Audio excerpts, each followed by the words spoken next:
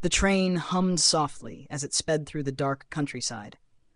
Mia sat by the window, her fingers tapping nervously against the edge of her suitcase.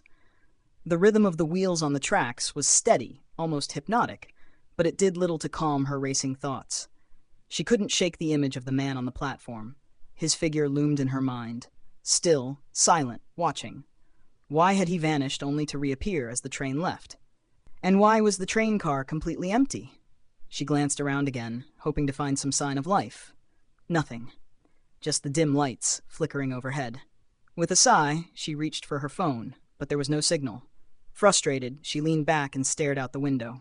The world outside was a blur of trees and shadows, broken occasionally by the faint glow of distant lights. She was just beginning to lose herself in the motion when a voice startled her.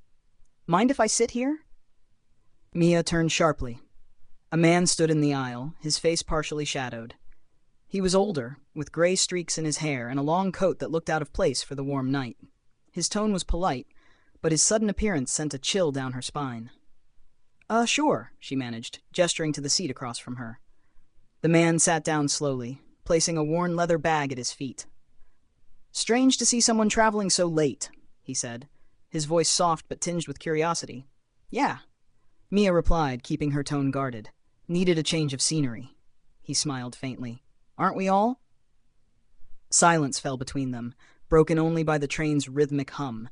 Mia couldn't help but notice his eyes. They seemed tired but oddly sharp, as though he was looking for something beyond the surface. "You traveling far?" she asked, hoping to break the tension. "Far enough," he said, his gaze drifting to the window. "This train, it doesn't stop for just anyone, you know." Mia frowned. "What do you mean?" He turned back to her, his expression unreadable. "Sometimes it takes you where you're meant to go, not where you planned." The word settled heavily in the air. Mia felt her unease deepen. "That's an odd thing to say." He chuckled lightly. "I suppose it is. But this train has its secrets. You'll see." Before she could respond, the lights in the car flickered violently, plunging them into darkness for a moment. When they returned, the man was staring at her, his face impossibly still. "You hear that?" he asked suddenly. Mia froze. "Hear what?" The man didn't answer. Instead, he stood abruptly, grabbing his bag.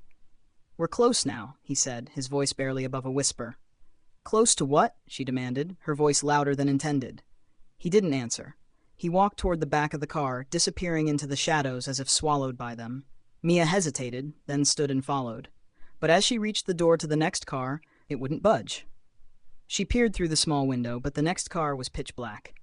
And then, faintly, she heard it. A low, mournful whistle, not from the train, but somewhere beyond it, echoing through the night. The sound grew louder, more distinct, until it wasn't a whistle at all. It was a wail, human and haunting, cutting through the silence like a blade. Mia stepped back, her heart pounding. She turned to return to her seat, but stopped cold. On her table, where nothing had been before, lay a single scrap of paper.